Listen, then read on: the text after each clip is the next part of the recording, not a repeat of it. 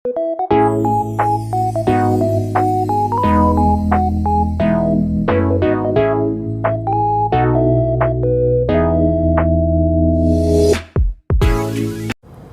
viewers, I'm Jane, the ultimate Filipina.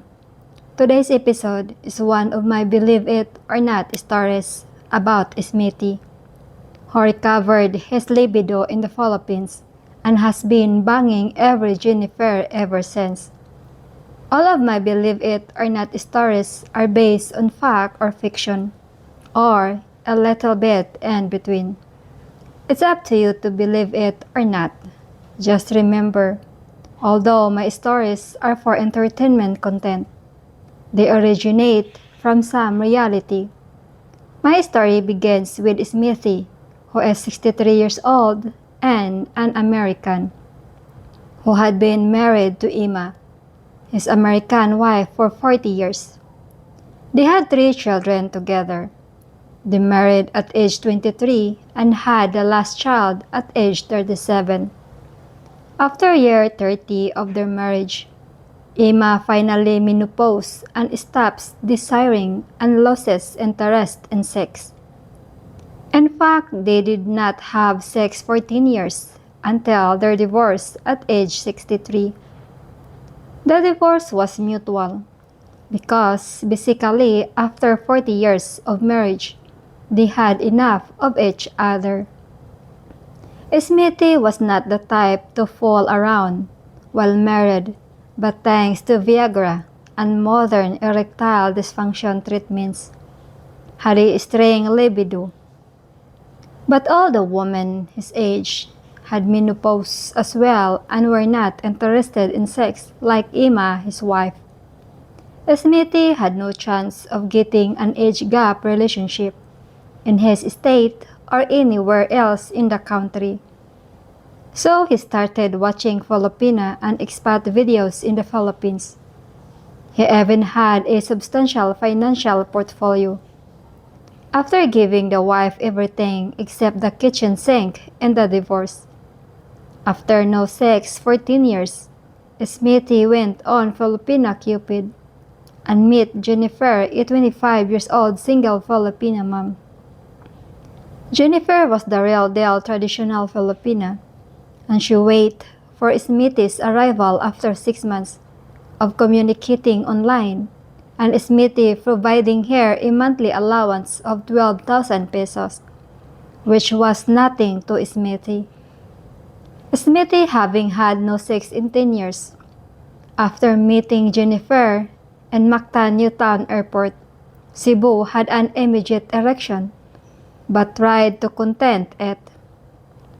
During their initial hug, Jennifer could feel the hard erection, and in fact, had no sex for a lengthy period herself after her child's father abandoned her after the pregnancy.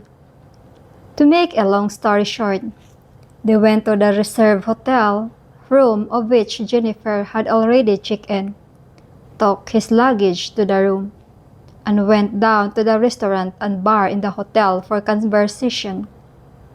They chat and held hands, and Smithy was amazed at how petite and beautiful Jennifer was. He couldn't believe his luck and was worried his shaft might be too big for petite and for fit. 9 inches Jennifer to handle. Smithy was hyper for his age and always went 3 or more rounds during sex with his wife before she menopause. After returning to the room and some foreplay, Smithy attempted to enter Jennifer slowly and carefully as to not damage her internally. To his surprise, Jennifer grabbed his shaft and plunged it into an extremely wet OSS. Not only could Jennifer handle it, she encouraged by Smithy to stay deep and don't worry about her well-being. After 30 minutes of non-stop action, Smithy rolled over in disbelief and pure ecstasy.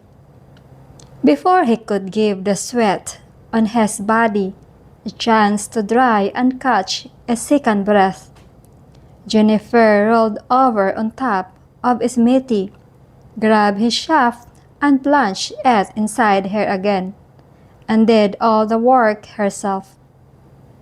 Smithy, after 4 rounds with petite Jennifer, realized that big things come in a small package.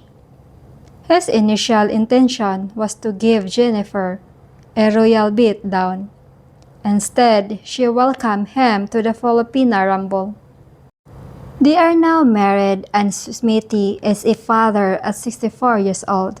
He went from 10 years of no sex to a beautiful and exciting Filipina that makes him sweat and fulfill all his fantasies and intimacy, desires, and imagination. Never misjudge a Filipina's sexual prowess, and always remember, size does not matter in love and romance.